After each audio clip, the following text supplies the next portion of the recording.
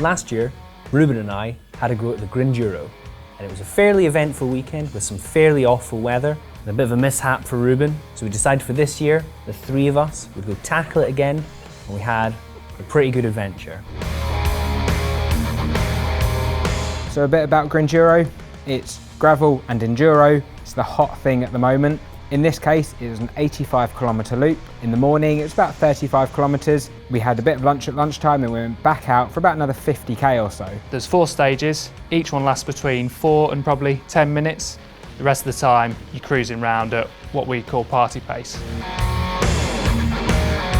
I wanted to go back for a bit of redemption, but also to answer a question: what is the best gravel bike?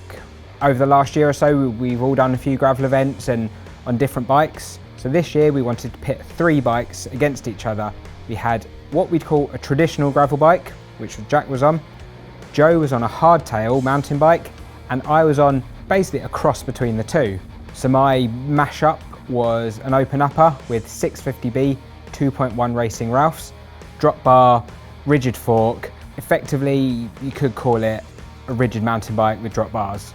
I was on a fairly traditional gravel bike. I was on a Trek Checkpoint, the alloy version, and I fitted that with some 40mm Clement tyres. I was on a much better bike than these two. I was on a Specialized S-Works Epic hardtail mounted bike, so just a traditional mounted bike, front suspension, big tyres, nice and bling. Something we should say is last year we kind of realised that the Grinduro is quite a unique event. Although you do have long sections of gravel and some road in there, there's also a lot of quite technical single track. So I went in knowing full well that the gravel bike was perhaps going to be a compromise on some of the sections. So there was a lot of deliberation on the way up as to who was going to fare the best and where. So on the Friday, we got up nice and early for a drive from Bristol all the way up to the ferry port in Ardrossan. How far away are we? 19 miles from Ardrossan. And we're getting the ferry across to Arran.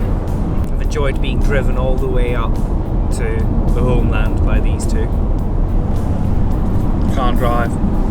It was a good 400-mile drive, but once you get to Ardrossan, you leave your car, you get all your stuff, and then you jump on a ferry over to the Isle of Arran. The Isle of Arran is a large island just off of the coast to the west of Glasgow. It's about an hour from Ardrossan. It's a beautiful island, and it's commonly referred to as a miniature version of Scotland with a lot of different stuff throughout the island. It's a very beautiful place and somewhere I was very happy to go back to. After we'd set up base camp, we'd signed on. We had a few hours to kill before we went to bed, so we went down to the lovely, calm beach and took part in the switch-handed skimstone World Championships, which is basically skimming stones with the hand you don't like to throw with. The morning of, we got up, had a nice free breakfast, excellent coffee, can't really ask for more. Applied lots of sunscreen because it was going to be absolutely steaming hot that day. Jack, you were feeling pretty peaky though, weren't you? Yes, it's good to get my excuses in early. Had a bit of a sad cough, a bit of a sad tummy. So I started off feeling okay, but as soon as we hit the first climb, I began to feel less than ideal. The first stage me and Ruben hit together, that was a kind of 3-minute, maybe 4-minute downhill fire road stage, so very fast. Ruben immediately pulled away from me and there was absolutely no chance I could keep up.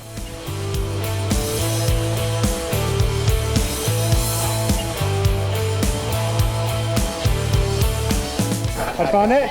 It's good. Knees out, foot out on some of the corners. Just going as fast as you can and turning the big gear on the slightly less steep section. So real good fun, real good fun. That was hard work. That was very hard work. It's good. It was pretty terrifying actually. So it felt like I was maybe on the absolute edge of what I could do going down a fire road. Terrifying stage, I'd say. Very high consequence. I often say low risk, high consequence. This was high risk, very high consequence in this case. Then it was a nice chilled ride onto the first feed zone. I say this is maybe one of my favourite parts of the day because it was before 10 AM. I'd had Haribo, I'd had some locally sourced ice cream, and I'd had a shot of gin All the meanwhile, I was coming to this feed stop and beginning to feel even more rough. So at that feed zone, I officially waved goodbye to my boys, Joe and Ruben, and decided to just survive the rest of the day.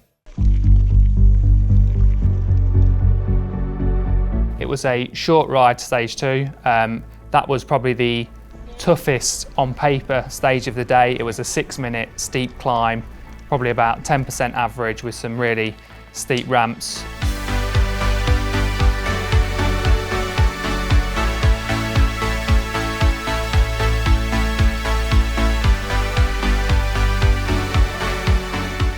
I tried to keep up with Joe, but given the steep nature of the stage, it's physics, I just couldn't keep up with Joe, but I never felt like it was the bike that was holding me back. I had pretty good gearing, close to 1-to-1.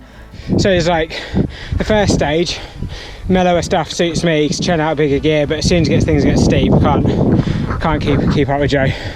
A bit more to my liking because it was a climb with a few nice steep bits. I can get out the saddle, ride my up, set off way too hard. If that was too much for you, it was way beyond my current state. Yeah. Poor Jack's suffering with the tyres, I think. So we already know probably what's going to come out best in terms of bikes. So I think he's very much enjoyed his off season. His early off season is I think coming back to bite him a bit. But he's not feeling very well. Anyway, carry on. Carry on.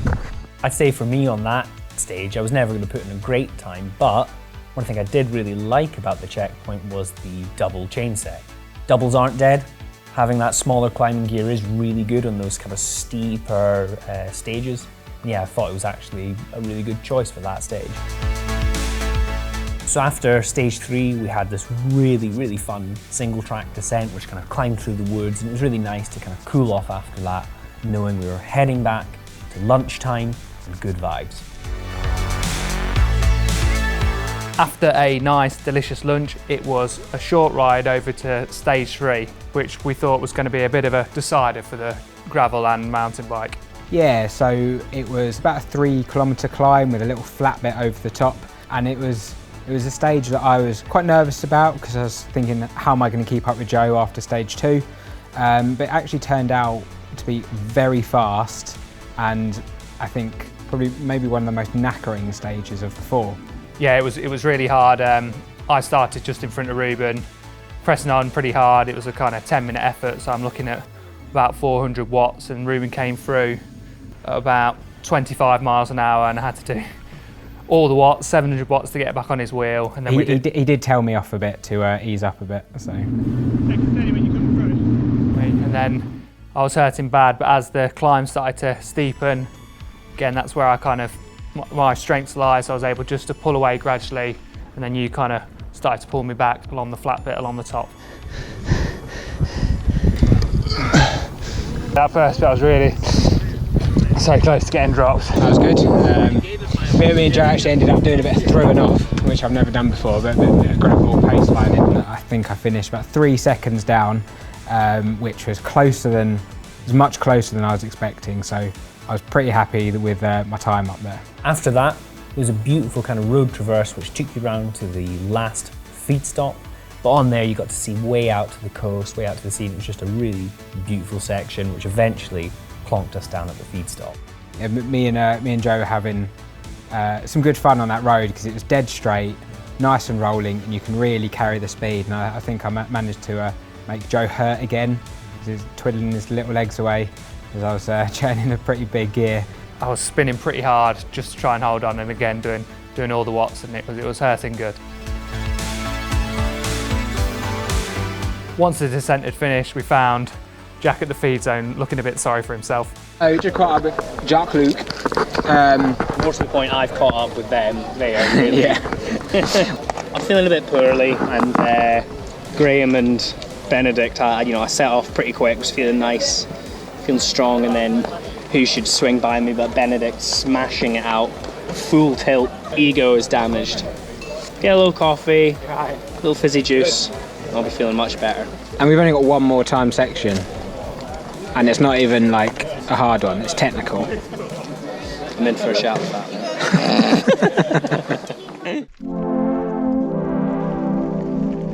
After the feed stop, it was a fairly long ride to the 4th stage. But before then, we had to do quite a technical descent, which I presume on a gravel bike was quite difficult for you guys. Yeah, it was like skiing. Like skiing is the best way to describe it. Very, very loose gravel, very crazy corners. Last year, I did that in those slick WTB Horizon tires, and it was a very different type of loose. It was very muddy, whereas this year, yeah, it was a fairly spicy experience. A rigid drop bar handlebar bike, not the best for that sort of terrain. There's no GoPro footage of me on that section, but I assure you all I was very fast and very confident down the whole way. Right down. Couple more coming. So the final stage was probably the most interesting stage of the lot, mostly because it was a technical downhill. Yeah, the start was really bumpy, wasn't it? It was hard to maintain any kind of momentum. That was quite soul destroying. A little bit of fire road, and then the last 3 minutes of that kind of 8-minute descent was really nice for a mountain bike anyway, really nice, rooty, technical single track. I felt great on that. How did you guys get on? It was fine. The single track itself was okay. It was that kind of fun, flowy single track. What I didn't enjoy was the surprise climb halfway through the descent stage, and that left me feeling, again, a little bit worse for wear, whereas imagine you would have found that a bit easier in that bike. Yeah, I actually like going uphill, so it was quite a nice change, especially from being rattled around to God knows where on the descent. So it's a nice break for me. And so Joe loves going uphill, but also equally likes going downhill on his mountain bike. Yeah, I think we can safely say on that stage, the mountain bike is going to be quicker. Definitely.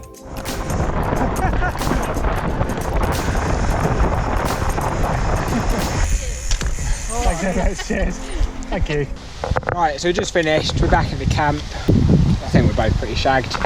You didn't feel too peaky in the last stage? Yeah, just before the last stage, I had to press on a bit because I thought I was going to need the toilet really quick, but it's kind of worn off now. Emergency loo. I went a bit pale and sweaty. Feeling a bit better now. We're gonna have a shower, wait for Jack. He's not feeling so hot. And then have a little bit of a party tonight, I think. So, good fun. And start stage 5, the party stage. We were all planning on getting ruined, obviously I imagined, healthy boys. I don't drink much, but even I had 2 drinks, 2 alcoholic drinks. So you know it's gonna be a wild, wild night. In the true spirit of the event, I got inappropriately drunk. We were all eager to see the results, but unfortunately, there was a problem with the timing chips on stage 4, which was probably the most interesting stage for us. So stage 4 had to be cancelled. So we only had the results for stages 1, stage 2, and stages 3. As stage 2 and stage 3 were climbing stages, the Grinduro team wanted a 4th descending stage. So they doubled the value of stage 1 to get a kind of fair result. Thankfully Strava exists, so we can actually talk about how our times compared. So for me, I descended in 9:20, which is quite a long time descending, but Joe descended in 8 minutes and 8 seconds. So there's a huge variance in the mountain bike and monster cross / gravel bike speeds. We didn't get your time, did we? Because it didn't work on Strava, but My time was so poor, Strava decided not to pull through the segment. we speculate that you were probably a bit slower than Ruben, don't we? I think that's a fair speculation to make. So we each rode different bikes. What was your favourite part of the day, considering the bike you chose, and your worst? I'll start with the worst. I mean, I went to the event last year, and even though I was on those slick WTB tyres, they had a lot more volume than the Clement tyres I was using this year, and really that's all it boils down to. In terms of comfort for this sort of event, volume is key, be it on a mountain bike or a gravel bike. It's the key to going fast, being comfortable in most situations. With that said, being on a gravel bike didn't mean I had that more aero position, it was more comfortable being able to move about. If I was going back, I would definitely be going back on a hardtail mountain bike. Ruben? I think for me, I'm going to have to echo Jack's sentiment about bigger volume tyres. 2.1s, they really are so much better for UK riding. Especially on the descent stage, I would not want to do that on 40s. It was quite nice to be able to hurt Joe for once going up that fire road climb, albeit for a few minutes. I just like the comfort that you get because comfort equals speed.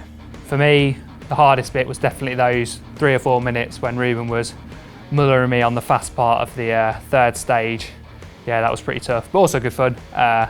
My favourite part was the final part of the descent on stage 4. That was really good. It felt like I was in a cross-country race, really. The winner was actually on a gravel cyclocross bike. I'm not sure exactly which one, but it just goes to show that if you've got the legs, you can pretty much be competitive on any bike. You just need to get that balance for your sort of riding. And what do you guys think to the whole Grinduro event? It's amazing. I really enjoyed it last year. It's a really fun format. It's a very relaxed atmosphere. Aaron is beautiful. And yeah, it was a real treat to go back, so I'll definitely be going back again. We had a couple of trips to the podium as well, which is always nice.